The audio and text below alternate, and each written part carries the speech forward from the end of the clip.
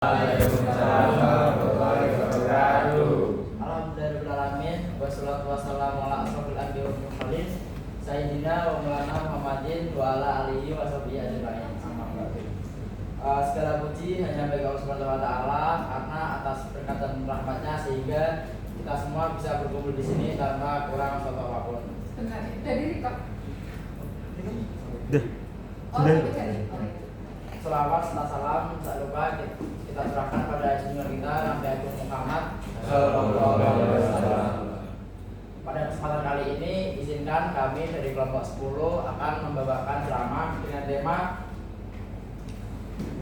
peran dan fungsi masjid kampus. Sebelum itu izinkan kami memperkenalkan diri terlebih dahulu. Perkenalkan, nama saya Fatwa Yusuf Permana dengan NIM I0724012. Saya Muhammad Wildan Fadilah dengan NIM I0724015. Saya Dwi Putro Abi Wibisono dengan NIM I0724024.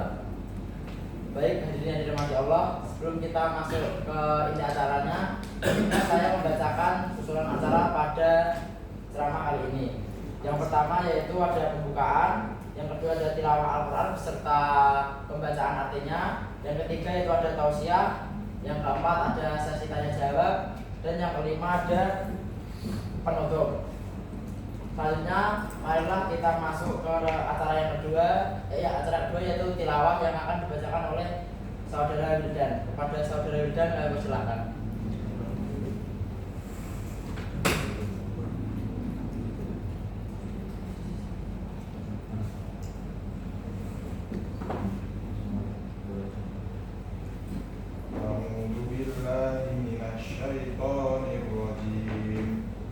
Bismillahirrahmanirrahim.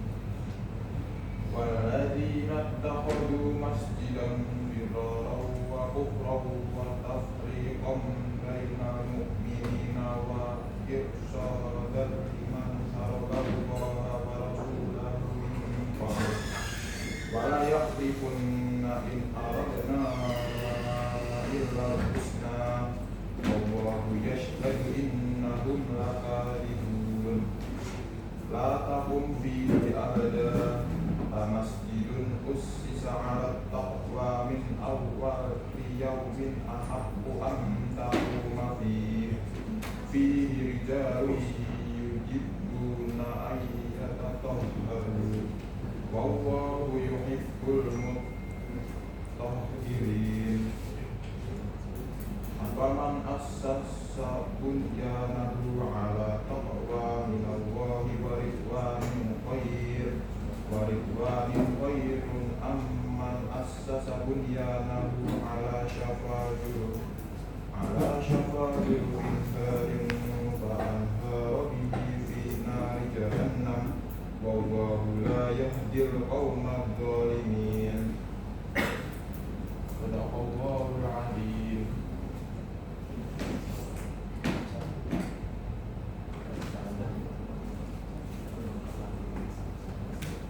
Selanjutnya, mari kita masuk ke acara yang ketiga, yaitu inti pada acara ini yaitu tausiah yang akan dibacakan oleh Saudara Bibi. Kepada Saudara Bibi kami persilakan. Assalamualaikum warahmatullahi wabarakatuh. Waalaikumsalam warahmatullahi wabarakatuh.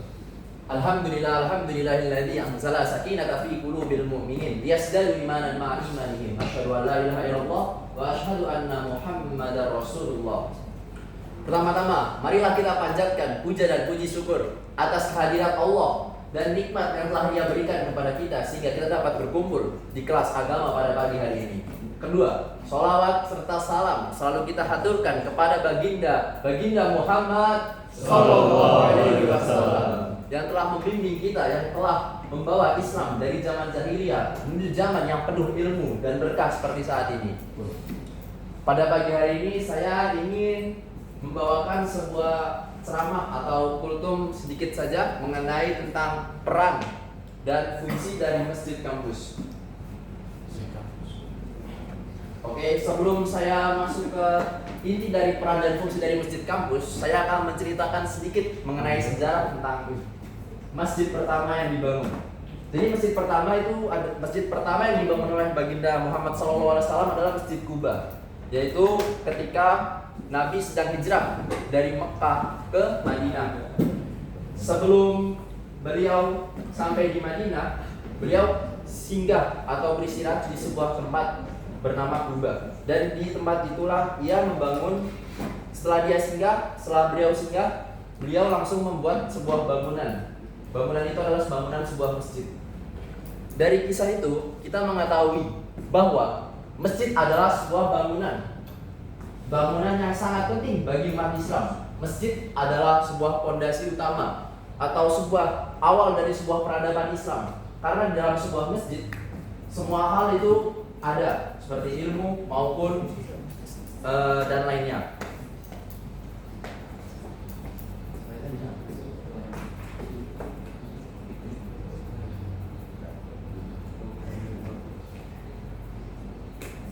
Tadi teman kita Wildan sudah membacakan dua buah ayat dari surat At-Taubah, yaitu ayat 107 dan 108. Dari dua ayat ini menceritakan tentang sebuah masjid yang dibangun atas bahwa sebuah masjid itu harus dibangun atas dasar atau landasan takwa kepada Allah Subhanahu wa taala. Jika sebuah masjid dari awal dibangunnya sudah salah, maka masjid itu harus dibinasakan atau dihancurkan, karena memang dari awal landasannya sudah salah. Maka masjid itu sangat penting bagi umat Islam. Lanjut. Sekarang kan aku sudah menjelaskan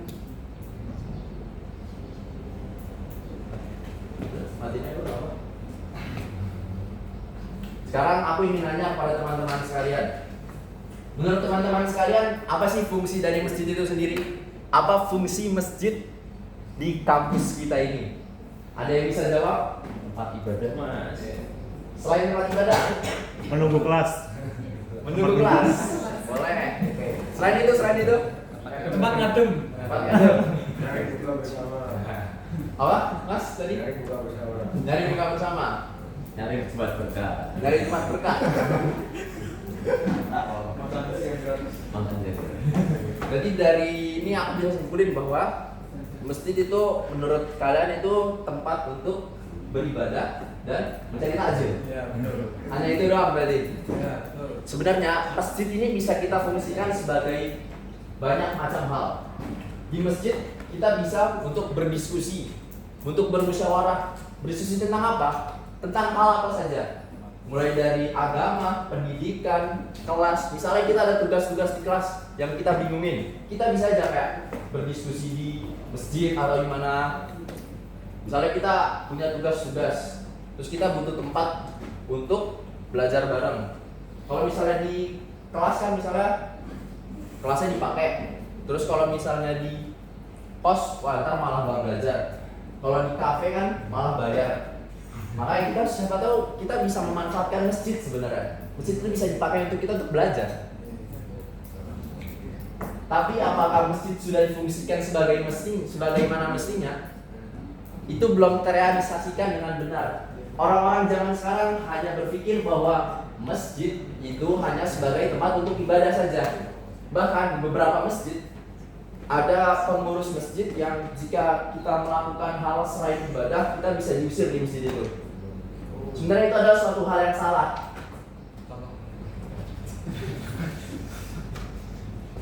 Oleh karena itu, aku mengimbau dan mengajak teman-teman sekalian untuk memakmurkan masjid-masjid kita, masjid terutama masjid di kampus kita, agar masjid di kampus kita itu dapat berfungsi sebagaimana fungsi dari masjid kampus itu sendiri, yaitu untuk menyeimbangkan antara iman, takwa, dan ilmu pengetahuan.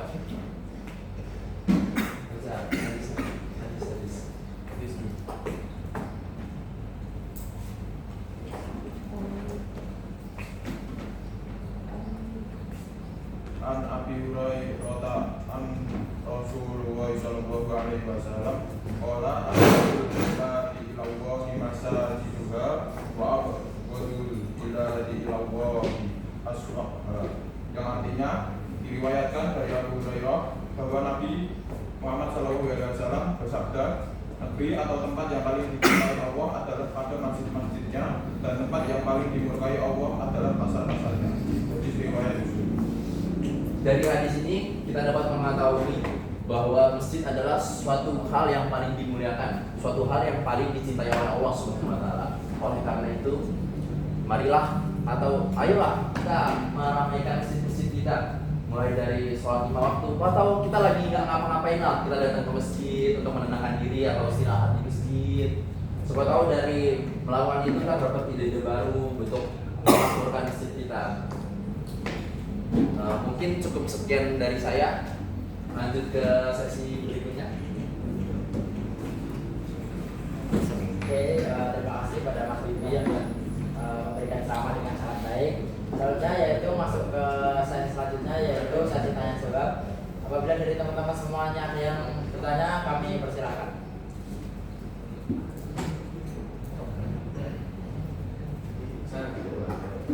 Afian juga kan. Boleh, Mas Abian. Tadi kan dari seperti itu masjid bisa dipakai buat diskusi segala macam. Etika yang baik ketika berdiskusi di masjid atau bersuara di masjid itu gimana Mas? Oke, saya izin menjawab dulu ya untuk pertanyaan Mas Abian. Mas Abian tadi nanya untuk etika yang baik ketika berdiskusi di masjid. Etika yang baik pertama itu adalah mengetahui waktunya. Maksud dari mengetahui waktu adalah ketika di masjid sedang dilaksanakannya sholat 5 waktu, kita nggak mungkin berdiskusi kan. Maka dari itu kita harus mengetahui waktu pertama. Kedua, kita juga harus menjaga agar musyawarah atau diskusi kita ini nggak mengganggu orang yang sedang melakukan hal lain di masjid itu. Misalnya ada orang yang sedang sholat sunnah, kita berdiskusi sambil teriak-teriakan, itu juga tidak baik. Dan yang ketiga adalah menjaga kebersihan. Kita harus selalu menjaga kebersihan di masjid. Mungkin cukup sekian. Oke, ada lagi yang mau bertanya? Ya, Mas. Tadi kan udah disinggung tadi ya, ada beberapa masjid yang kalau kita melakukan kegiatan selain ibadah itu sama yang jaga masjid diusir. Bahkan akhir-akhir ini kan ada orang yang tidur di masjid diusir, terus orangnya nggak mau pergi dikeroyok sampai mati. Ya itu bagaimana cara kita menyikapi masjid-masjid yang inilah, apa kalau nggak mungkin bagaimana cara kita bisa mengkomunikasikan kalau kita mau pakai masjid itu selain seperti itu. Ya udah sudah sih. Mungkin untuk hal itu pertama kita harus melakukan perubahan lah, atau perbaikan terhadap pengurus masjidnya. Karena sejatinya masjid itu memang bisa dipakai untuk banyak hal. Bahkan orang pada zaman Nabi pun masjid itu bisa dipakai untuk orang-orang miskin istirahat, atau orang-orang musafir yang sedang pergi jauh untuk istirahat di masjid. Karena memang sejatinya masjid itu bisa dipakai untuk banyak hal, sangat luas fungsinya masjid itu. Untuk hal semacam seperti itu miskonsepsi terhadap kegunaan masjid daripada penjaga masjid itu sendiri. Penjaga masjid itu mengira karena masjid itu cuma boleh dipakai untuk ibadah, padahal masjid itu bisa dipakai untuk banyak hal lainnya. Mungkin cukup dari saya. Apa kamu jawab? Ya, ini sih Mas, bagaimana misalkan kalau kita sudah terjebak di suatu situasi gitu ya, aku baru misalkan kita baru ini sih, baru traveling gitu, terus kita tidak punya uang, kita butuh tempat buat istirahat waktu malam gitu. Gimana cara kita mengkomunikasikannya itu biar kita nggak diusir atau kita mantap dikeroyok sampai mati. Untuk hal seperti itu mungkin pertama bisa kita komunikasikan kepada yang menjaga masjid. Pasti kan di setiap masjid ada orang-orang yang menjaga. Kita komunikasikan dengan baik-baik, tujuan kita datang, tujuan kita istirahat, kenapa. Pasti jika emang itu masjidnya benar-benar masjid yang baik, pasti kita bakal diterima. Kalau emang dari awal masjidnya itu, karena emang masjidnya nggak semua masjid sama. Ya pengurus. Mungkin ada musik ya kan, nggak pengurusnya. Kalau emang saya kalau bisa Bisa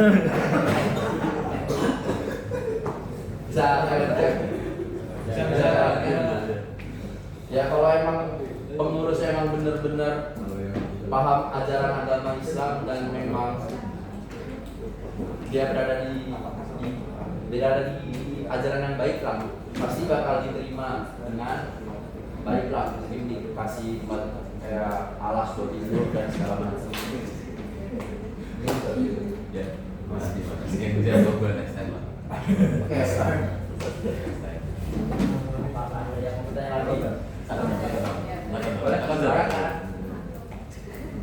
Ya, ya.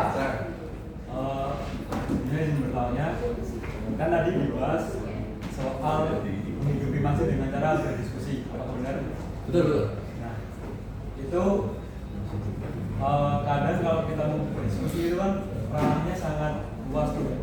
Ada berbagai macam latar belakang dari teman-teman kita, yang terutama yang non-muslim ini, bagaimana kita ketika ingin mengajak mereka berdiskusi di masjid dengan cara yang baik dan benar, namun tidak menyinggung teman-teman kita yang akan berdiskusi dengan latar belakang yang berbeda dengan kita. Sulit tuh. Nah, caranya tuh gimana sih biar kita tuh menghidupi masjid dengan cara berdiskusi tadi, namun tidak ibaratnya memberatkan pada satu sisi, yaitu latar belakang teman-teman kita semua.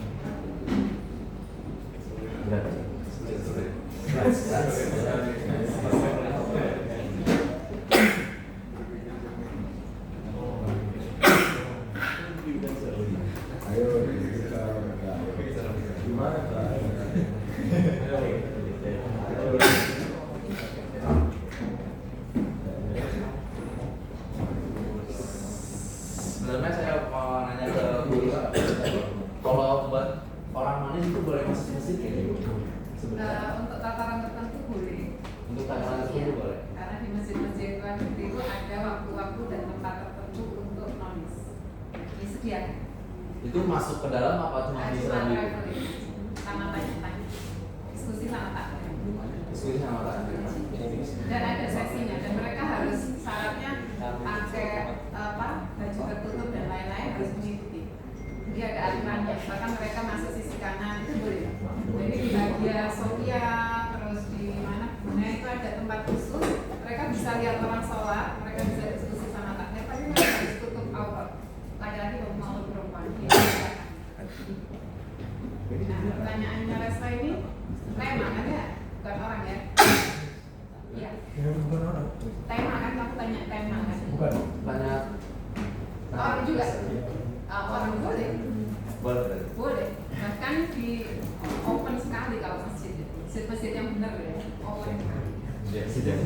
Sidang bener. Sidang baik. Sidang benar. Sidang baik. Dia jebak saya.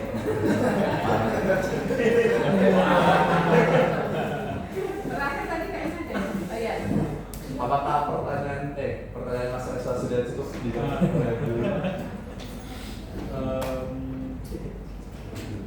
Kan biasanya misal kita ini mau menghidupi masjid dengan cara berdiskusi itu tadi kan kita mengajaknya itu kan juga sulit.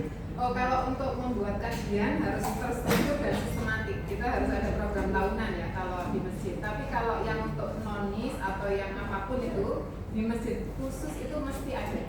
Cuma di Indonesia nggak biasa ya kita menerima orang Buddha, orang Hindu kan ada ya orang Buddha, Hindu, Kristen yang memang mau tahu dulu gitu, mau tahu dulu sholat itu kayak gimana, Islam itu kayak gimana. Kalau di Indonesia saya belum pernah lihat kecuali di Istiqlal. Kalau di luar negeri banyak banget. Memang ada satu kamar khusus, mereka itu dikasih kayak kaca gitu. Mereka bebas lihat orang sholat dan macam-macam. Tanya apapun tentang sejarah Islam boleh. Sampai mereka akhirnya, iya saya memutuskan masuk Islam atau tidak itu keluar dari tempat itu. Ya, disediakan baju juga, baju khusus dan lain-lain. Jadi nggak apa-apa Islam. Nonis maupun orang yang beragama Islam mau diskusi apapun tentang Islam di masjid malah dibolehkan. Malah yang salah itu diskusi Islam di luar masjid nanti referensinya jadi oke. Kayaknya ada satu lagi. Ya, silakan, Mas.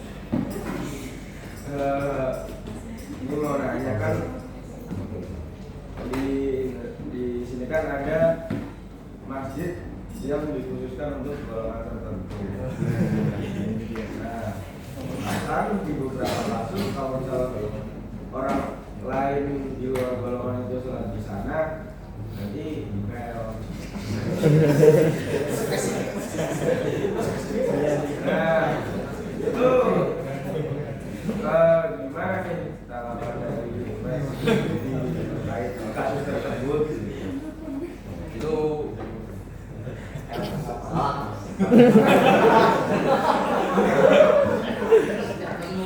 Dari ajarannya emang udah beda, Mas. Oh, Udah main.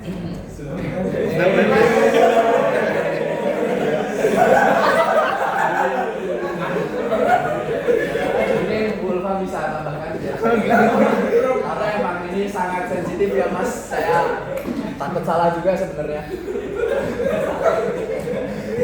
Pura-pura ini pinter juga ya.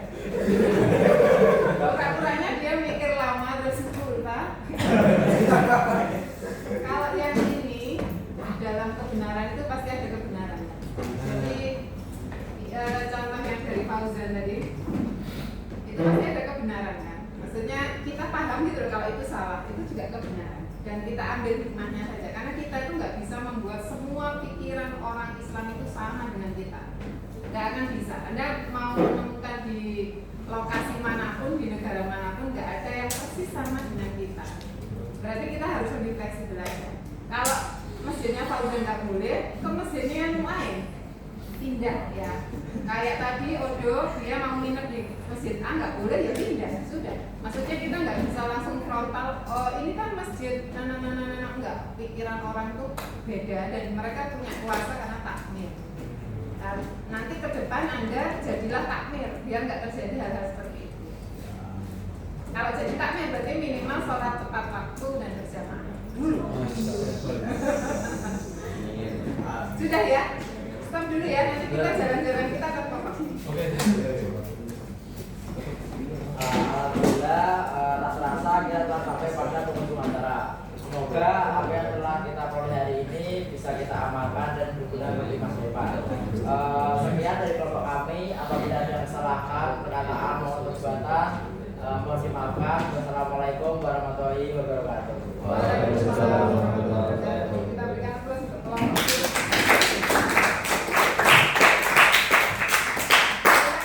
Nggak bisa nyambung ke sini. Kalau nggak ada kok. Kurang tahu. Sekarang Anda buka LKPD 12. Kita akan